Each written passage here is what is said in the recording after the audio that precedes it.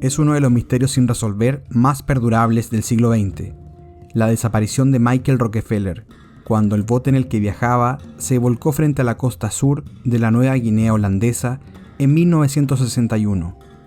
A pesar de una extensa búsqueda supervisada por su padre, el gobernador de Nueva York, Nelson Rockefeller, ningún rastro de Michael se ha encontrado desde entonces. Sin embargo, siempre se ha creído que Michael no se ahogó, sino que llegó a la costa neerlandesa de Nueva Guinea y fue capturado por unos indígenas que lo asesinaron y lo devoraron en una ceremonia ritual. En este video conoceremos más detalles de Michael Rockefeller, el heredero que fue devorado por una tribu de caníbales. Michael Rockefeller tenía 23 años cuando desapareció el 19 de noviembre de 1961. Era hijo de Nelson Rockefeller, el hombre que se convertiría primero en gobernador de Nueva York y luego vicepresidente de los Estados Unidos en 1974, con el presidente Gerald Ford.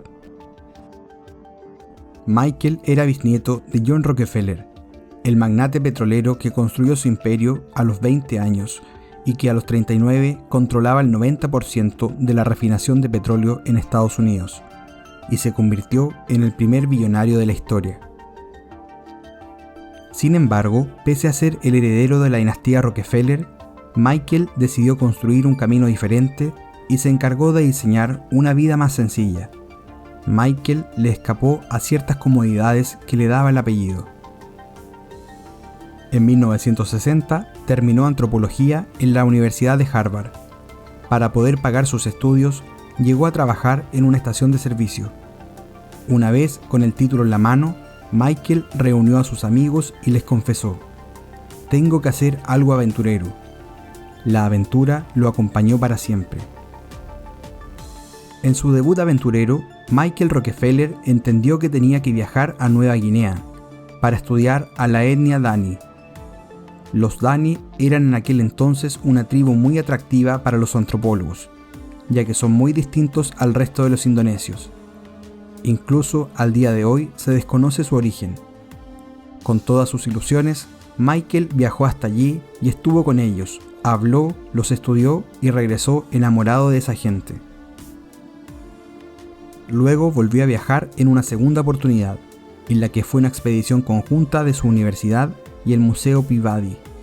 El objetivo era asistir al Festival de los Muertos de la tribu Asmat y documentar todo, intercambiar tabaco por cráneos decorados y alimentar así la colección de arte primitivo del Museo Metropolitano de Nueva York. Era 1961 y empezaba la verdadera aventura de Michael. En tierra de los Asmat visitó más de 13 aldeas en solo 3 semanas. Ellos viven en los manglares de la costa sur de Nueva Guinea, en la desembocadura del río Eilanden. Se sabía que en aquel entonces practicaban el canibalismo. Llegar a ellos no fue fácil. Para poder conseguirlo, Rockefeller y sus compañeros, 2 guías locales y un antropólogo holandés llamado René Watching, construyeron un catamarán a la manera de los nativos de la isla. Por mar era la única manera de llegar. Se encontraron con un montón de impedimentos, una zona de manglares muy pantanosa y con una fuerte presencia de cocodrilos. La precaria embarcación que construyeron y en la que viajaba junto a René Watching sufrió un desperfecto y quedó a la deriva a una decena de kilómetros de la costa. El agua inundó el motor y la frágil embarcación se fue a la deriva. Ante esta situación, decidieron hacer lo siguiente.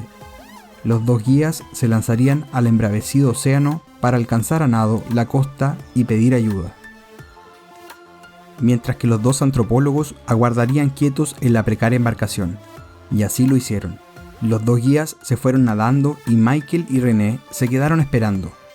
Pero al ver que pasaban las horas y que no llegaba nadie para rescatarlos, el joven Rockefeller se impacientó y decidió hacerse cargo de la situación.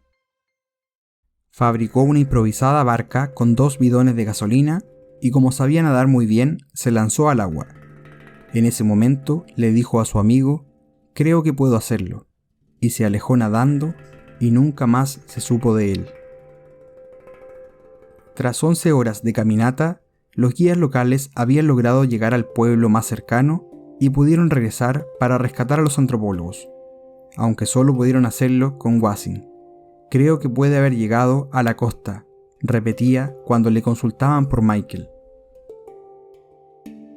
Enseguida se activó un episodio digno del apellido Rockefeller.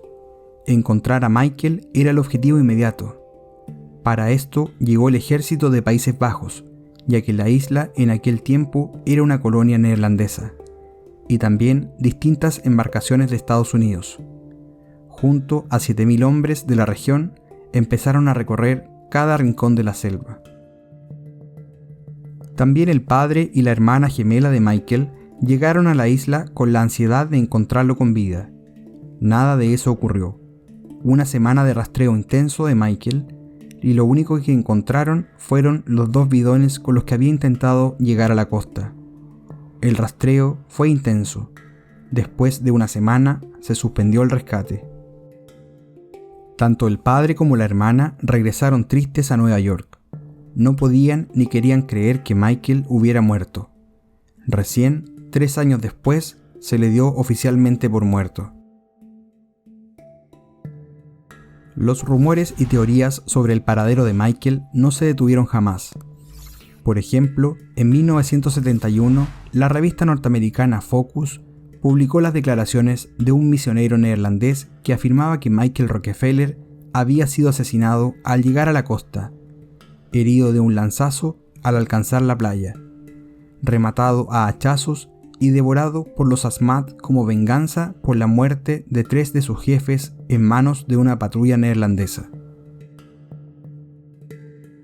El caso se hizo famoso y el misterio perduró en el tiempo, mientras el joven Rockefeller dejó un legado como etnógrafo que incluyó más de 4.000 negativos en blanco y negro, testimonios de su visita a las tribus de los Dani y los Asmat. Si ya llegaste hasta aquí, no olvides darle un me gusta al video, dejar tus comentarios más abajo y suscribirte al canal para ayudarnos a seguir creciendo y contando las historias más curiosas que vale la pena recordar.